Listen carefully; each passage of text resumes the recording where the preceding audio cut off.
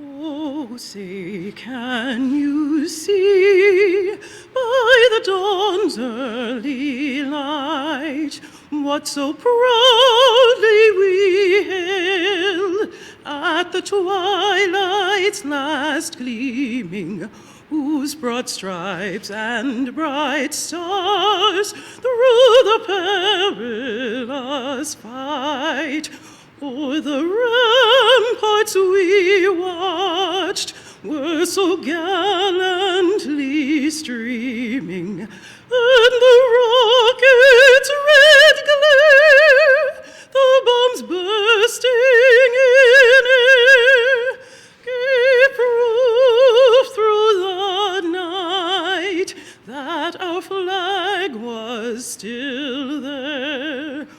Oh, say, does that star-spangled banner yet wave o'er the land of the free and the home of the brave?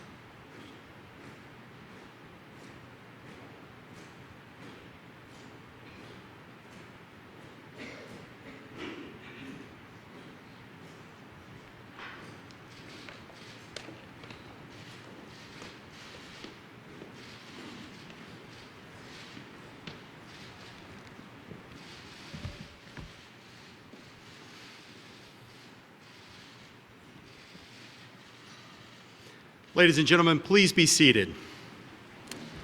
Let us express our appreciation for the Metropolitan Police Department Honor Guard and vocalist RHEA Walker. Thank you.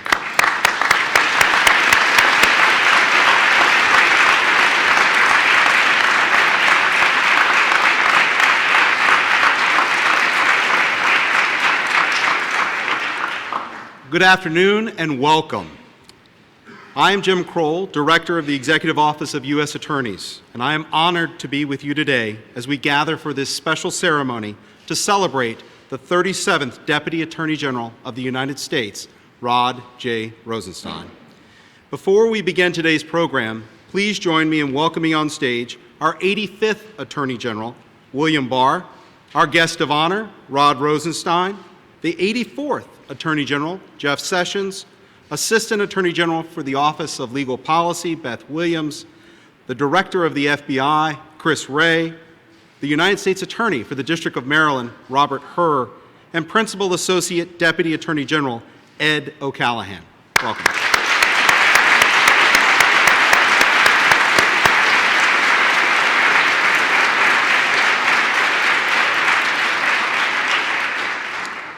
Also joining us today in the audience, I would like to welcome Kellyanne Conway, Counselor to the President, Secretary of Health and Human Services, Alexander Azar, Senator Richard Burr, Senator Tom Cotton, and Congresswoman Susan Brooks, as well as Deputy Secretary of State John Sullivan. Thank you all and all of our distinguished guests for being here today. Thank you for coming.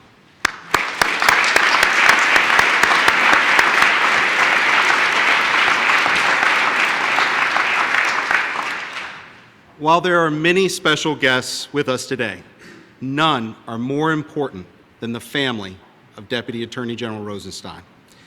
Please join me in giving a very, very warm welcome to Lisa Barsumian, wife of the Deputy Attorney General, daughters Julia and Allison, and parents Robert and Jerry Rosenstein. Welcome.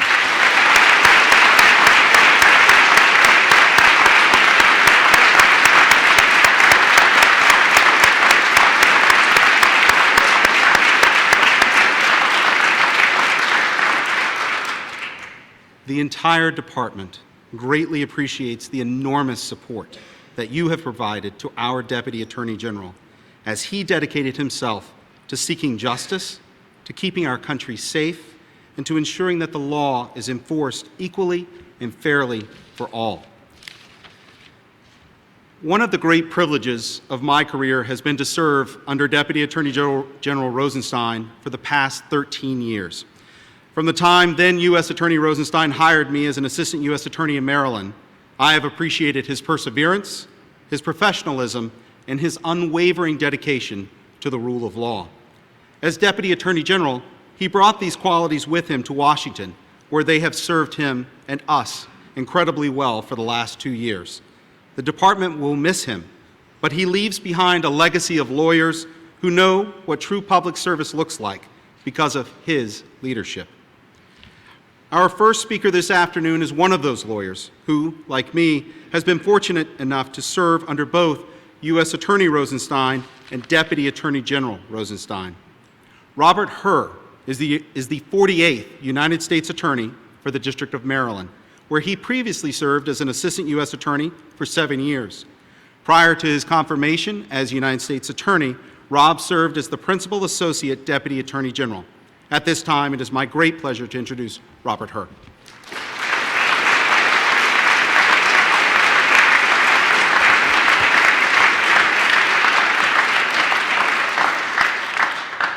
Thank you very much, Jim.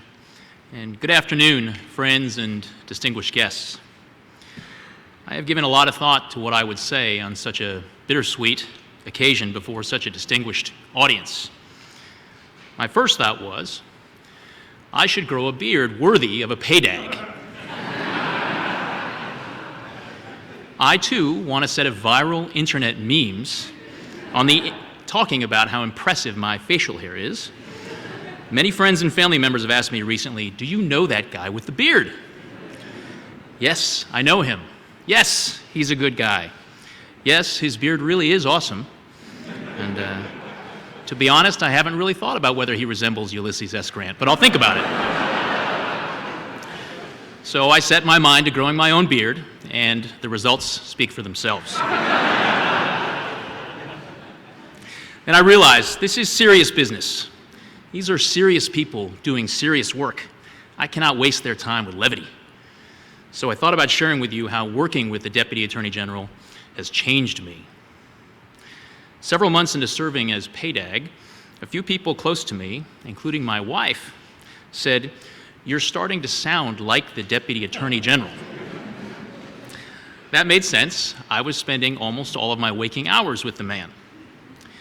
So when my wife said to me, "You're starting to sound like the DAG," I replied, "Excellent."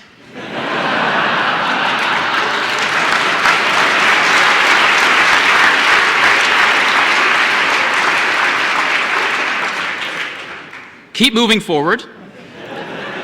Justice Jackson, rule of law. My wife shook her head and turned away. I maintained my deadpan expression.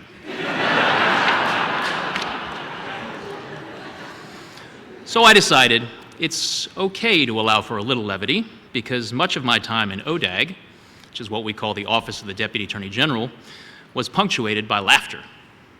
The DAG's office is blessed with some of the smartest and the most dedicated lawyers in the country. And because our work is so serious, thank goodness that we and the DAG had very good senses of humor. When you're going through tough times, when you say, "You can't make this stuff up," you can either laugh or you can cry. And I remember a lot of laughter with the DAG, and I certainly don't remember any crying.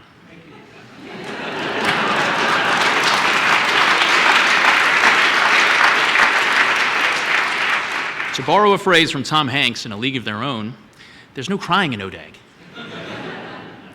Now, some of the laughter was mischievous. I had the privilege of accompanying the DAG on a trip to China, where he represented the department at an Interpol meeting, and we discussed the scourge of fentanyl with Chinese authorities.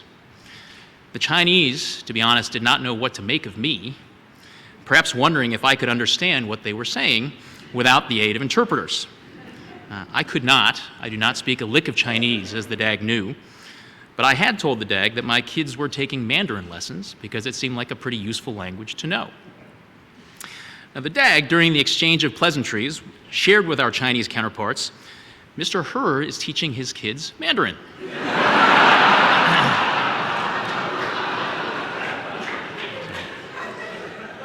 The Chinese reacted visibly to this revelation. Some looked delighted, others chagrined, and they started to address me in Chinese. This was awkward. I chose not to bluff my way out of the situation for fear of creating an international incident. I fumbled to explain that I was paying other people to teach my kids Chinese. Good one, sir. You got me. The DAG has said that one of the best things about a job like his is helping pick the people you leave behind. And sir, as you look around the Great Hall, you see so many people whom you have befriended, supported, mentored, and led. And as you wrote in your resignation letter, the department and the U.S. Attorney's offices are staffed with skilled and principled leaders devoted to the values that make America great. It is such a privilege to succeed you as United States Attorney for the District of Maryland. You've advised me that the most important thing I can do as U.S. Attorney is to hire good people. I've followed that advice. And one of my favorite things to do is to welcome new hires to the office on their first day, share with them my thoughts on the importance of safeguarding the department's reputation for integrity, and administering the oath of office. I know that this oath is familiar to you, sir, as you have administered it to many AUSAs and sworn the oath many times yourself during your decades of service with the department. Swearing an oath is no small thing. It forces us to slow down and mark with solemnity a significant challenge we're about to take on. We do not swear oaths to do easy things. Oaths are about serious things that require real fortitude and commitment. Entering military service, testifying in court, beginning a marriage, and becoming a police officer. And it's fitting that on the eve of Police Week, we take note of the extraordinary challenges that law enforcement officers face routinely. Doing jobs with high stakes and significant discretion, we may be tempted to do the easy wrong instead of the hard right. But often, there is no easy choice. There will be intense scrutiny, pressure from all sides, armchair quarterbacking, and personal attacks no matter what you do. You simply get good advice, think carefully, make the call you believe is right, and then take the hits. DAG, you have fulfilled your oath.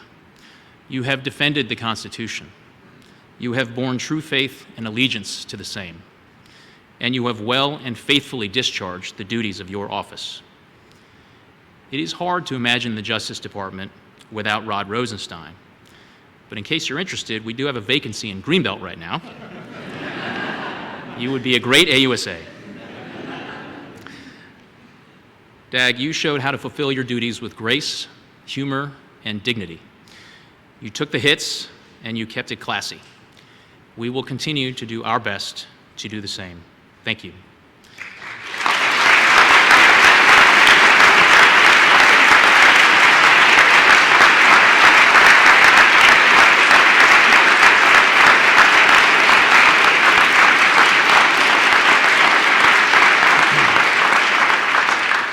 Now it's my pleasure to introduce Beth Williams, Assistant Attorney General, Office of Legal Policy.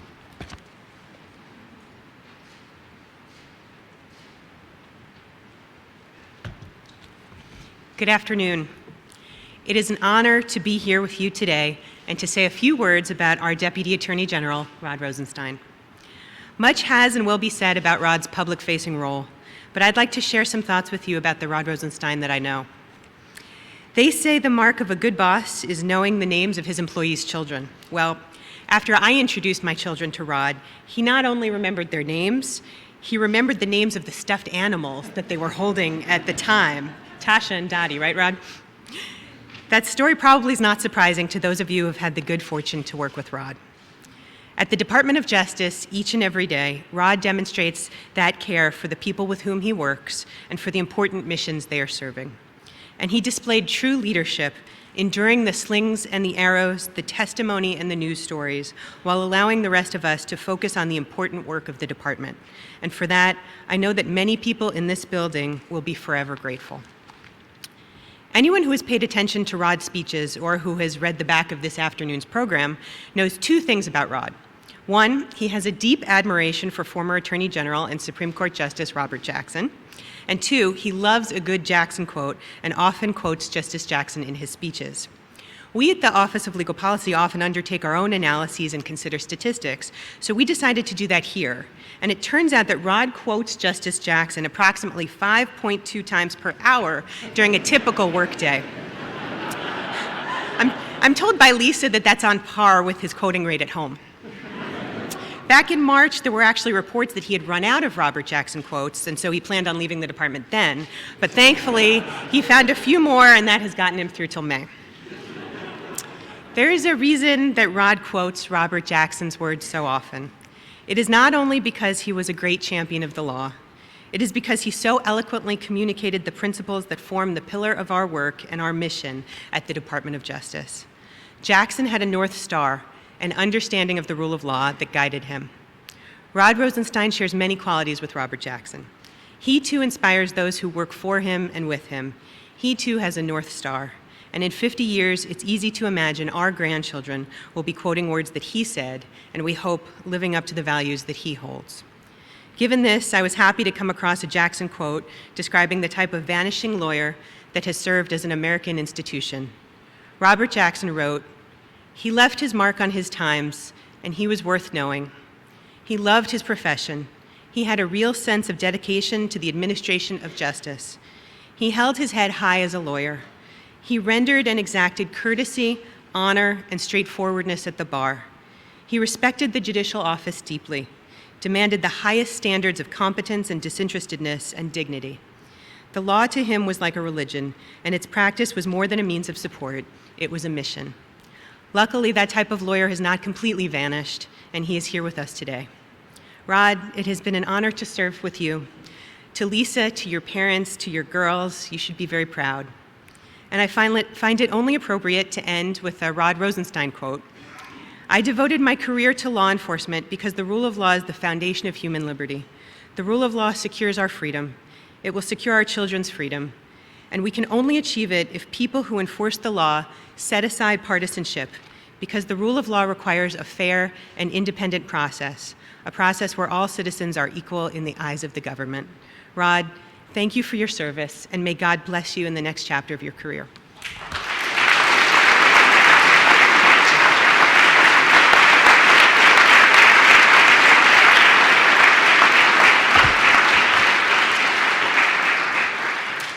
Thank you, Beth. It is now my pleasure to welcome the 84th Attorney General back to the Department of Justice as our next speaker. Like today's guest of honor, before joining the department's leadership, Jeff Sessions served as a United States Attorney for 12 years. Most recently, General Sessions led the Department of Justice from February of 2017 to November of 2018. It is wonderful to have him back home for this occasion. Ladies and gentlemen, please welcome Jeff Sessions.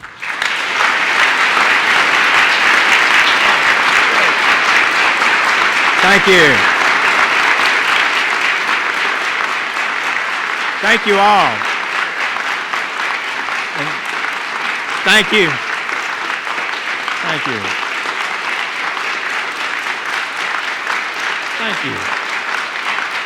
Thank you so much. And thank you, Jim, for your remarks and your service to this department as EOUSA Director, and your energy and leadership really has played a powerful role in having the best group of United States attorneys ever. We used to claim my class, the Reagan class, was the best, but this class is the best. And Rod, we helped pick a good group, I think, no doubt about it. So I'm honored to be back with all of you to share this special moment with Rod and the department that we love. Today marks the departure of one of the Department of Justice's most important leaders in its history. Rod came here almost 29 years ago and has held the deputy position in this, $27 billion agency for a little over 2 years. Before that, he was a member, held a number of key positions in the department, including being the United States Attorney for Maryland for 12 years. Rod once told me, only 3% of United States attorneys ever served 12 years, and that he and I were 2 of them. Now, I don't know how he calculated that, but as you know already, he's good with numbers. Wharton School of Business perhaps had something to do with that. And some of our prosecutors and U.S. attorneys know he's good with numbers too, because if they're not performing, they hear from him about their numbers. Well, I had heard of Rod before I met him and remembered how he was nominated by President Bush for a circuit court judgeship, but was blocked by certain senators. That was another thing we had in common. Their complaint was he was too valuable as United States attorney. They couldn't lose him. Well, that was a much kinder thing than they said about me. And I can say that for you, Rod. So as I considered my choice for Deputy Attorney General, I knew that I had been away from the department for some 25 years, and that I needed a proven prosecutor, a crime fighter. That was going to be a top priority of what we were doing.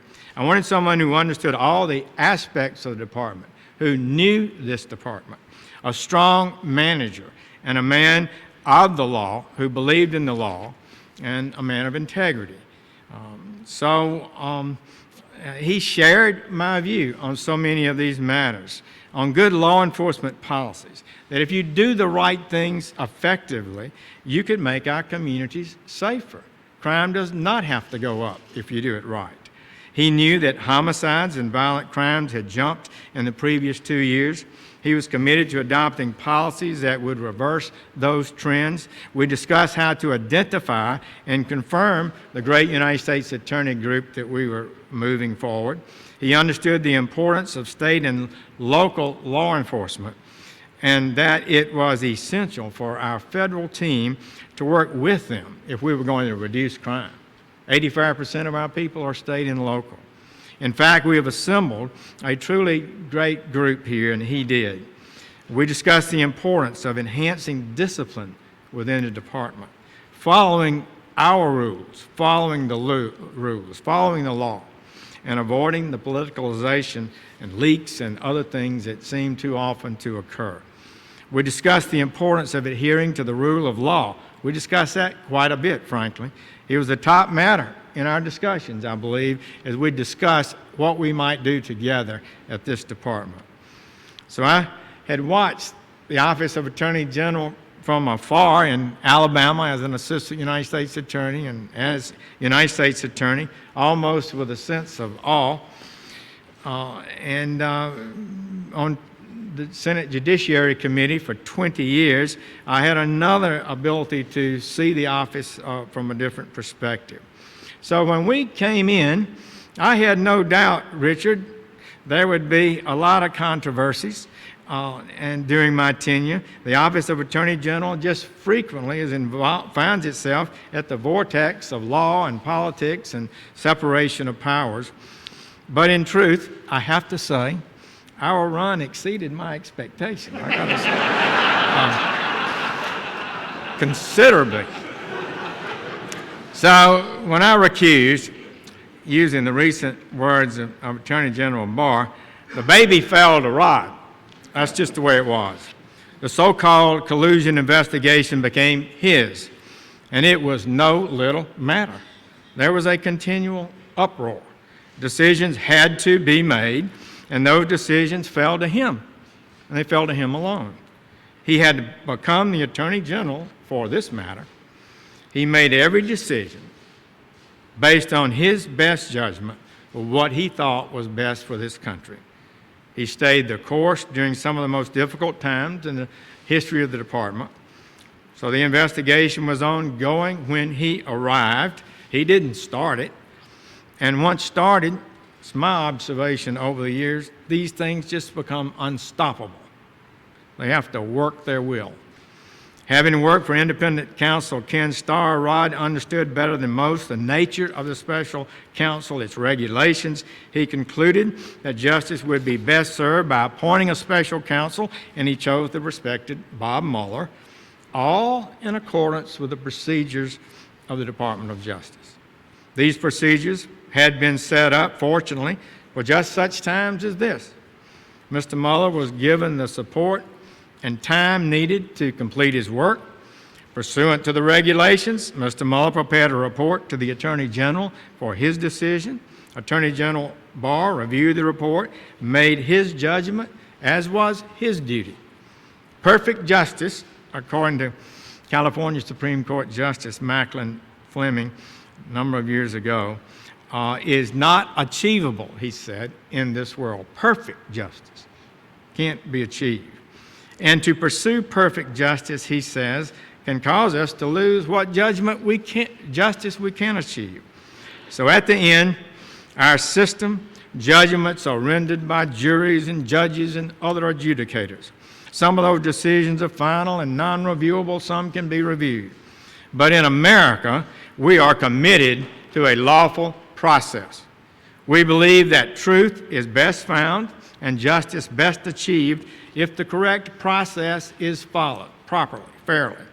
To deviate from established procedures strikes at the heart of justice in America. Rod, you did your duty as it fell upon you. You didn't ask for it, that's for sure. You initiated the process, you followed the regulations. The system worked its will. What more can a public servant do? So I can't close without a word to Lisa and your wonderful and supportive spouse. And your fabulous daughters, Allie and Julie. I've gotten to know them. They are so wonderful. And I have to say my admiration for you has risen knowing them because they're so fine.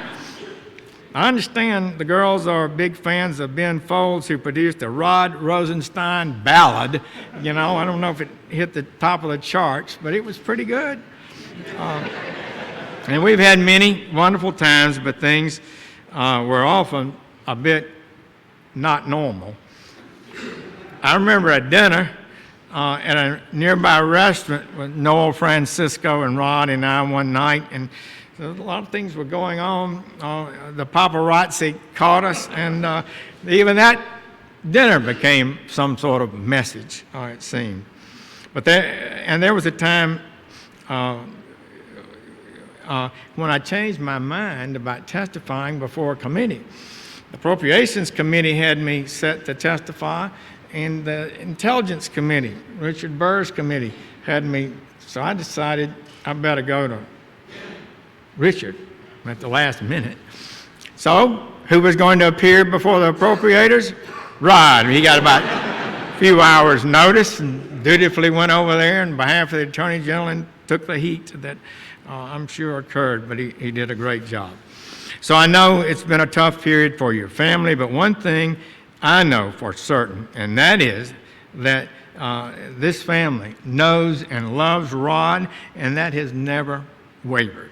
And what I know full well, Rod, is that you fully understood the nature of your responsibility as Deputy Attorney General, and the result is that we can soon, I hope, get this nation back to work confronting the great challenges of our age.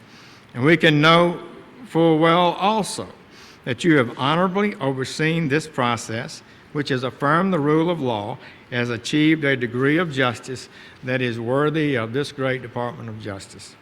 We thank you for your service, extend our thanks also to your team, the DAGS team, for all the work they've done.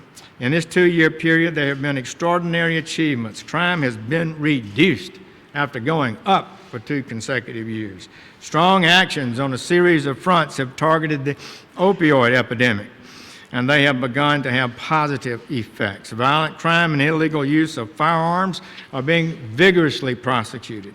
The law has been followed, and we have more productivity and utilize the monies of the taxpayers of this country in a most effective way. So, Rod, thank you for your service. Thank you for being a friend and a loyal partner in the efforts and vision and ideals we brought to the department. God bless you in your future endeavors.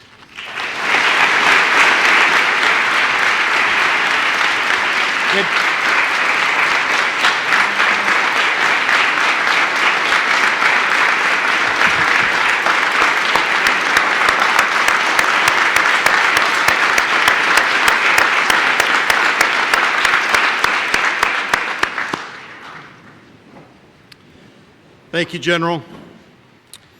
Our next speaker is also no stranger to the office of the Deputy Attorney General.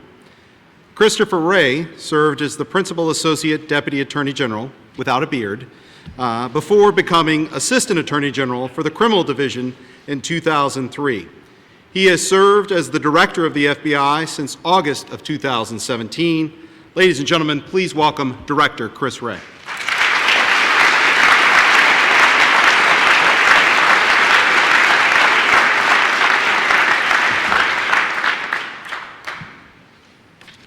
Well, there are a lot of great traditions at this department, but one of them is opportunities like this to all come together at one time and to celebrate the leadership and service of a valued colleague like Rod. And I have the honor today of presenting a gift that carries a special meaning to all of us charged with enforcing the laws of the United States. We have a shadow box here that includes the badges worn by our law enforcement agents, inspectors, deputy U.S. marshals, and correctional officers. And these are folks whose sacrifice is unique. They risk their lives. Sometimes, tragically, they lose them to keep all of us safe. And the DOJ law enforcement organizations represented in this shadow box include ATF, BOP, DEA, FBI, Interpol Washington, JMD's Security and Emergency Planning Staff, OIG, and the Deputy U.S. Marshals. Rod has spent, as you heard, almost 30 years working in this department. I've known him for almost 20 of those. And he's certainly seen his share of changes in the law, changes in the way we do business, changes in the threats we all face. But through it all, he has maintained that same level of dedication and service to the American people we all serve. And I know I've been grateful for Rod's counsel and support on countless occasions, probably never more so than when he has reaffirmed the importance of the long view, to look down the road beyond the Beltway or the latest news cycle in confronting both the challenges and the opportunities that face the department and the Bureau. He's a friend whose service has weathered the test of time, and that is something we should all admire. As you've heard, Rod is a huge fan of Attorney General Robert Jackson, and it's getting to the point where nobody can find a Robert Jackson quote that he hasn't used, as you heard. But we managed to find one that we think he has not used, which is near and dear to us. Attorney General Jackson was speaking to the FBI National Academy in 1940, and in his remarks, General Jackson commended them for their devotion to the honorable but often thankless task of law enforcement. So, Rod, on behalf of the men and women in law enforcement, we appreciate the chance to commend you and ensure that this day is anything but thankless. And on behalf of the entire Department of Justice, we want to present you this shadow box with gratitude for your service, for your friendship, for your patriotism, and we wish you all the best in your next chapter.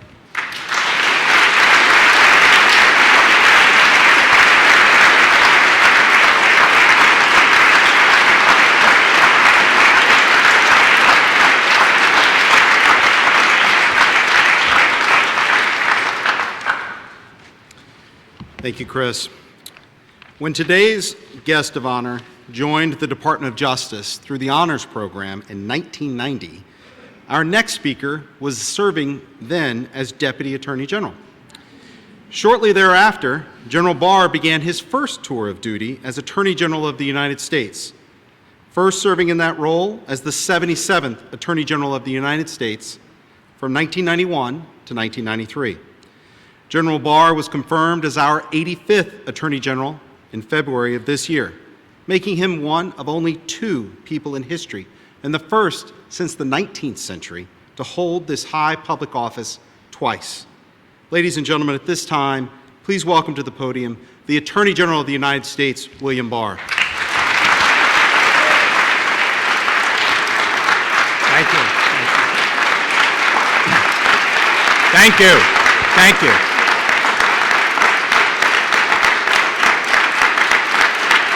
Thank you very much. Thank you. Thank you very much. Before I begin, there's a matter that I feel has to be resolved before Rod leaves the building. Rod, could you come up, please, and stand next to me? Take my position. Yeah, up next to me. There's been a debate raging for the last few months, and I think we have to get it resolved and decided tonight. And that is, which one of us is capable of the most deadpan expression? Now, I know this is a little unfair because I do my best work in the hearing, in congressional hearings. Rod does his standing behind the Attorney General at press conferences. So, what do you say? Is it Rod or me? Rod? 20 minutes.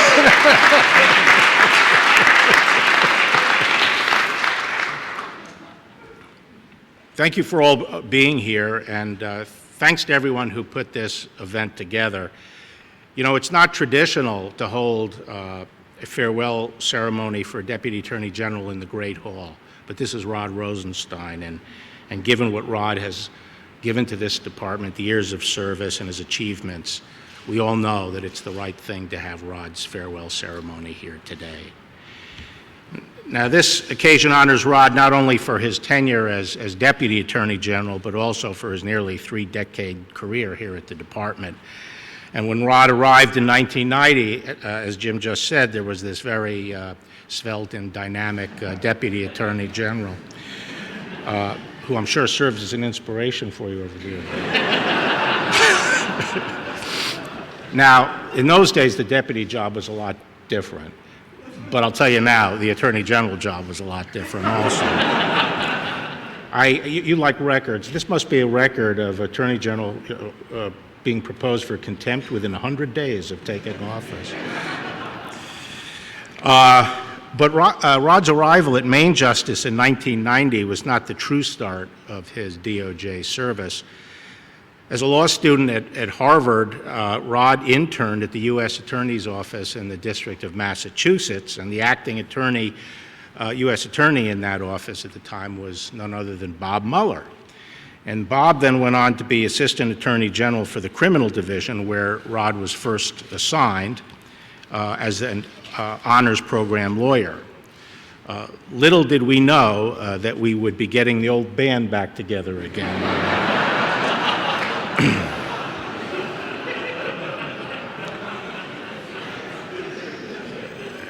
Now, I've spent the intervening years outside the department, but Rod hasn't, and he's been serving here as a line attorney, as AUSA, as the principal deputy in the tax division, as the U.S. attorney in the District of Maryland, among other positions. And I had the good fortune to interact with Rod over the years a few times, and I recognized him as a superb lawyer who was dedicated to the department. But I've been particularly fortunate to return to the department and to work with Rod in his latest role as the Deputy Attorney General.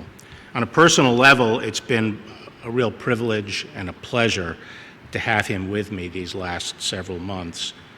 It's a matter of public record that we've spent a great deal of time together of late, but less well known, though certainly known to all of you here assembled, are Rod's characteristics that brings him to the office that he brings with him to the office every day. Exceptional intelligence, sound judgment crafted from experience, composure even under the most intense pressure and scrutiny, and above all, an upbeat spirit and keen sense of humor. And I leaned heavily on all of those qualities over the past few months, and so thank you, Rod, for your support and your friendship. Now, the attributes I've just described have made Rod an exceptional leader. And part of that leadership has been his ability to assemble and operate an outstanding team. In my opinion, Jeff Sessions and Rod played a decisive role in putting together, I think, the strongest team of presidential appointees at the department that I can ever remember. And the department and the country will long benefit from the focus and energy that Rod put into that process. And Rod assembled an outstanding staff in the deputy's office. As we all know, the deputy's job is perhaps the most challenging management position in the government today. Rod has excelled in that role, and he would be the first to tell you that a large part of his success has been the team of consummate professionals he recruited and forged into an effective and efficient staff in the Office of the Deputy Attorney General. Rod's legacy of leadership is also reflected in the department's record of accomplishment under his stewardship. Under Rod, the department has achieved record levels of productivity. It has advanced critical priorities, reducing violent crime, vigorously enforcing the nation's immigration laws, and fighting hard against the scourge of illegal drugs, especially the opioid epidemic. He's faced criticism for all corners, but has proven remarkably unflappable. And this, in turn, has shown that the department is unflappable in the face of public and political pressure. Rod, you can leave here proud knowing that the department is better for your efforts and your leadership. You have left an indelible mark. So again, on behalf of myself and the Department of Justice, thank you for your service. As we bid you farewell, we know this is not really goodbye, and you will always be a friend to me and a friend to the Department of Justice. Thank you.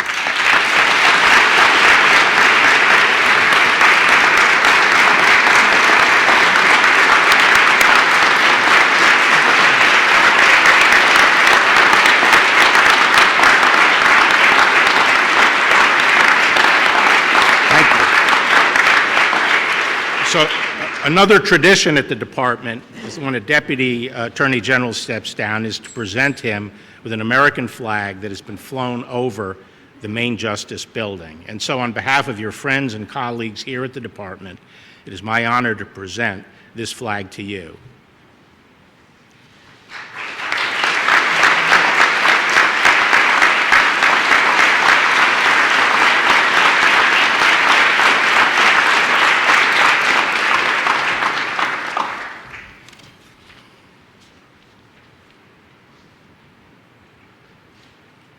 I believe we have a special presentation, if we could dim the lights. General, do you want to turn your attention?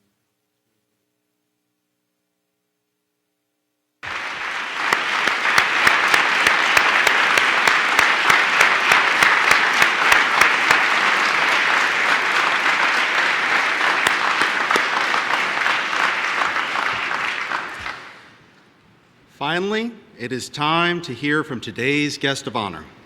Much could be and has been said about the Deputy Attorney General's 30 years of distinguished service to the Department of Justice, and you are all closely acquainted with his many accomplishments. The Deputy Attorney General has often reminded us that our system of government is not self-executing. It relies on wisdom and self-restraint.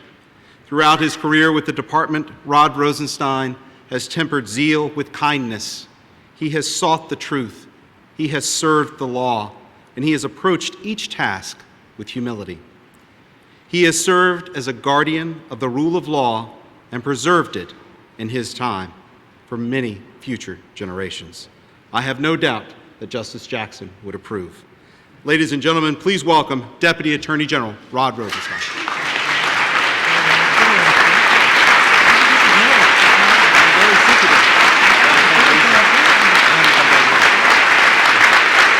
Thank you very much. Thank you. Thank you.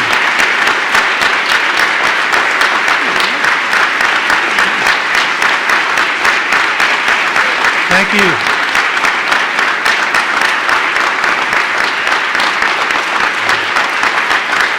Thank you.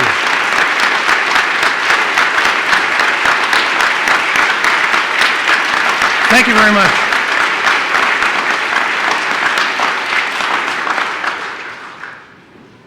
Thank you very much. I represent the United States. Those are the words spoken by Department of Justice attorneys at the start of every federal trial. Each of us represents the United States, the entire United States.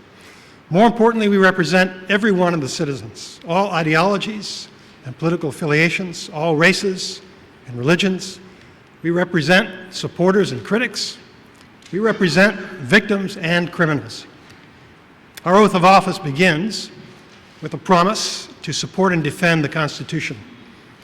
The point is to establish a legal duty that overrides loyalty to anyone else. And in the final clause of that oath, we swear to well and faithfully discharge the duties of the office. You can only fulfill that charge if you understand the duties.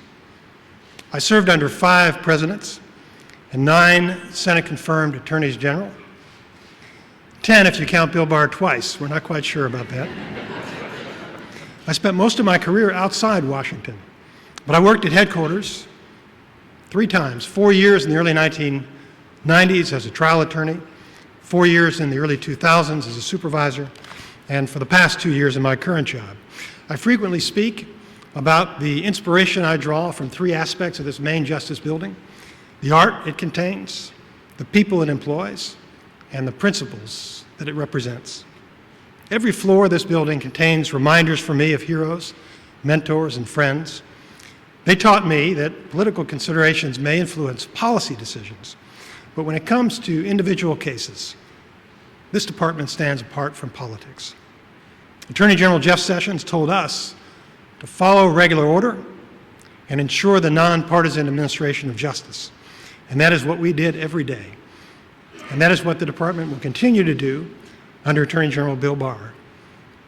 So what is it that secures liberty in America? It's not just the words of the law, it's about the character of the people. When you exit this great hall and walk into the courtyard of the main justice building, if you look up, you'll see a Latin inscription. It reads, "Privilegium obligatio." It means that when you accept a privilege, you incur an obligation. People who earn the privilege of joining this department accept the obligation to seek the truth, serve the law, and faithfully follow our policies and procedures. Former Judge Richard Posner put it this way: the Department of Justice wields enormous power over people's lives, much of it beyond judicial or political review. With power comes responsibility, moral if not legal, for its prudent and restrained exercise. And responsibility implies knowledge, experience, and sound judgment, not just good faith. Our Justice Department employees undergo rigorous screening interviews and periodic background checks.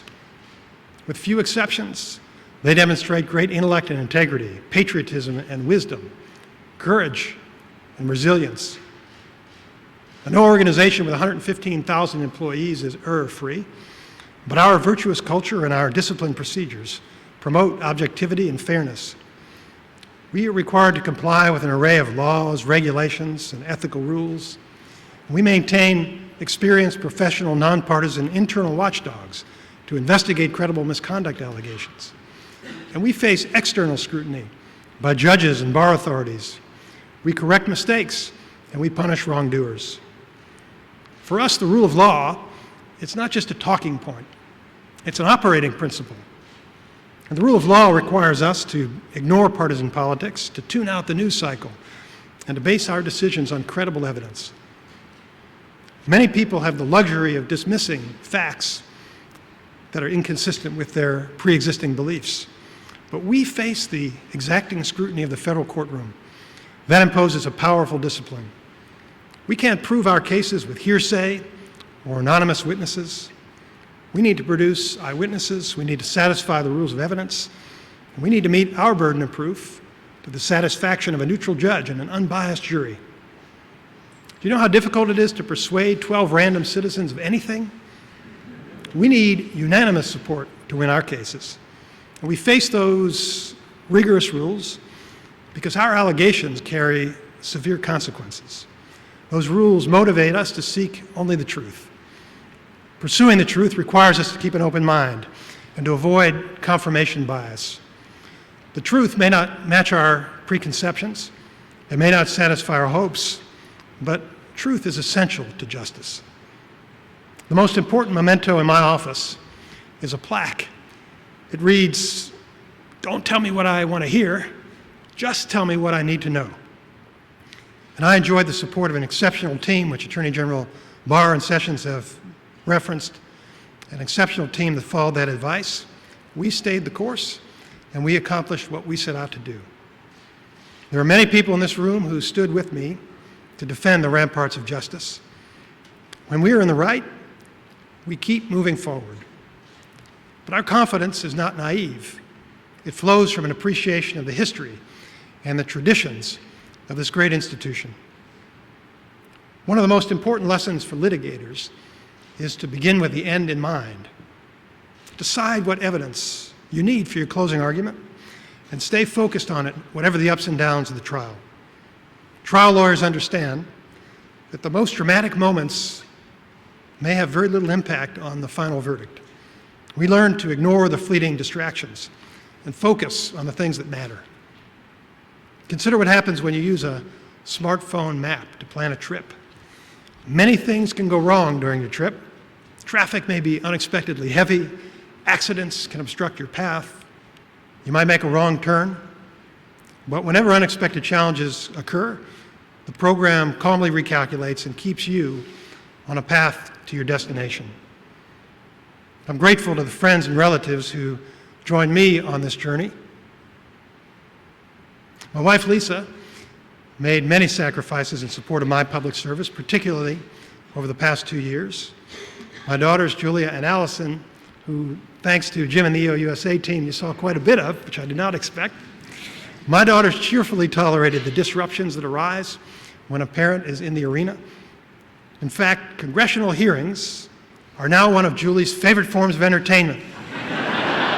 I kid you not. Senator, that's House, not Senate.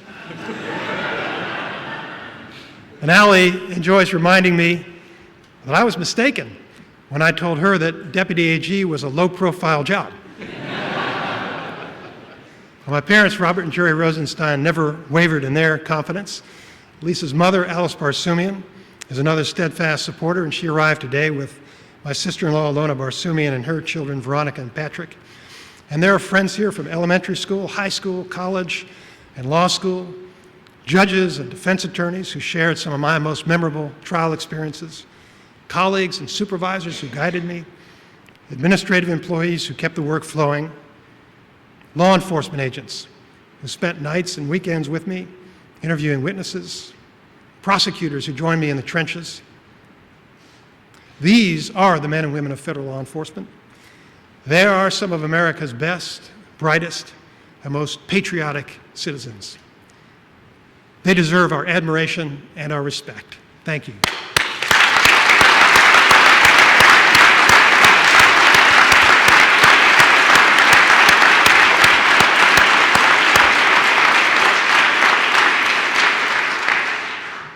I have to admit that some of the agents I worked with are retired, but I appreciate those of you who came back for this ceremony.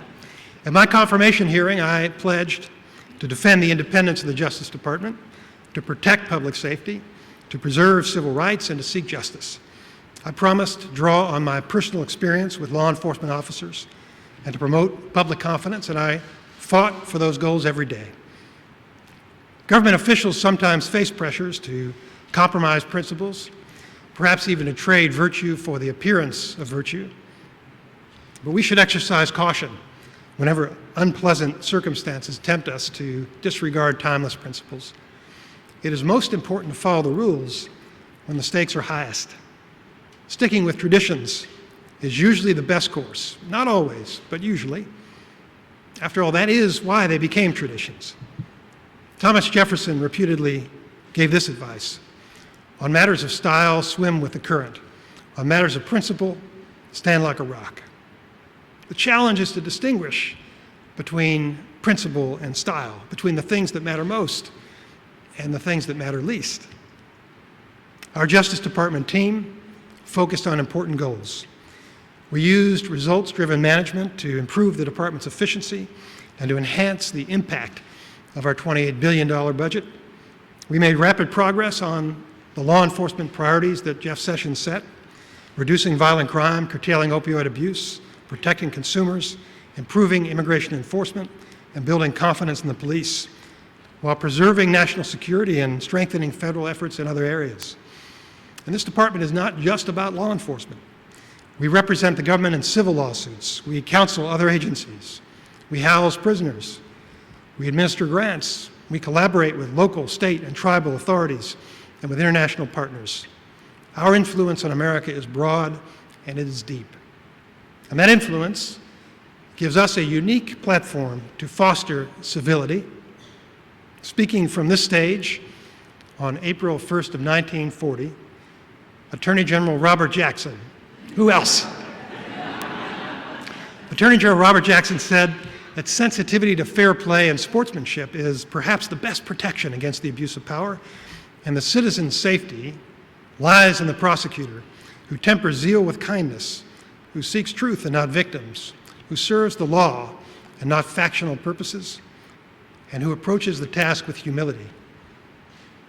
We follow that mandate every day.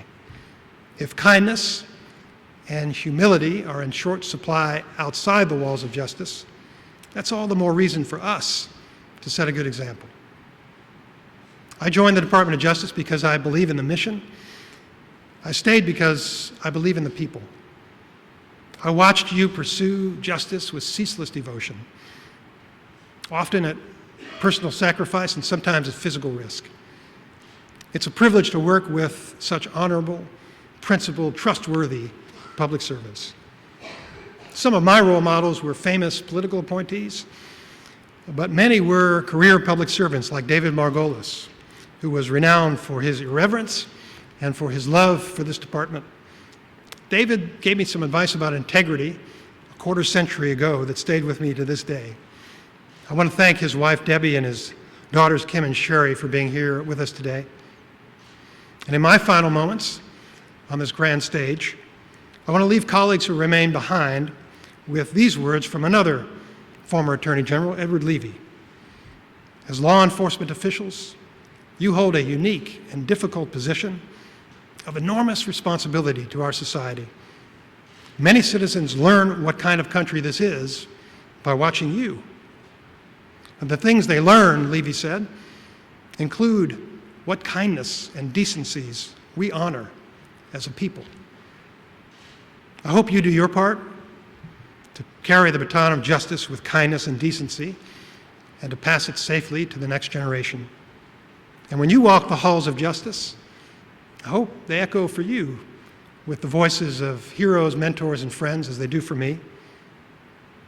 To those who taught me, those who worked beside me, and those who stood behind me, I'm grateful for your friendship, and I'm thankful for your accomplishments.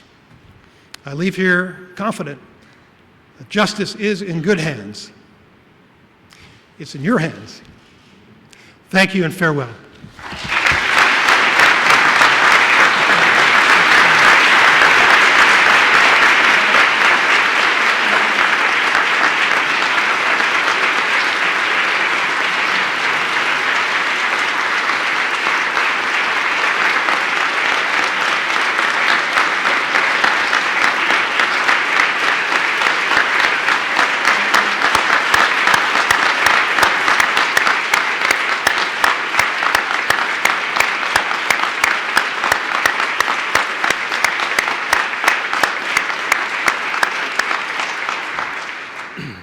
Thank you all. Just have one more presentation for the DAG. As you have heard, I'm Ed O'Callahan, and I serve as the Principal Associate Deputy Attorney General.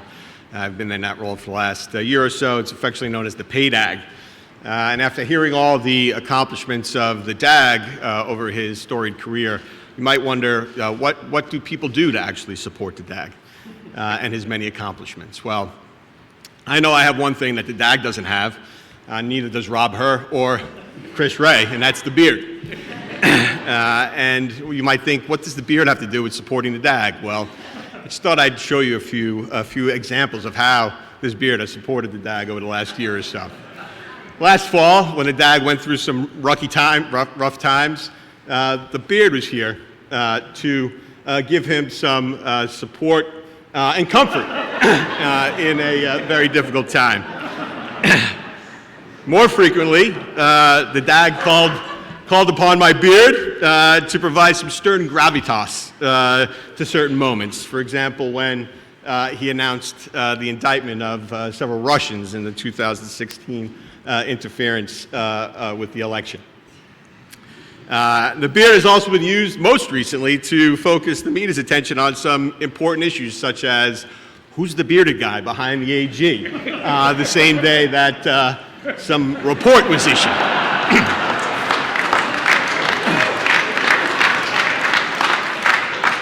So, sir, over the course of this incredible journey with you, my beard has become a signature feature. It's frankly good to be known for something. This has had such a profound and gratifying journey for me personally to be with you on it.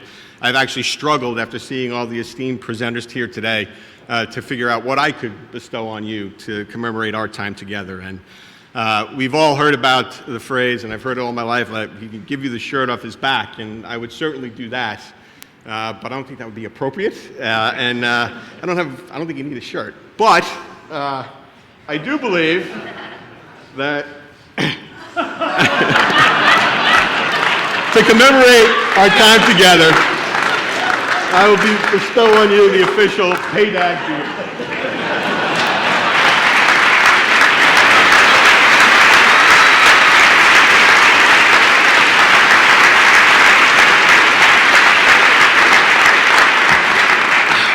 So that concludes our program for today. I want to just thank all of the people who put this wonderful program together. Again, thank the Rosenstein family for sharing Rod with the department and with the United States for the last almost 30 years.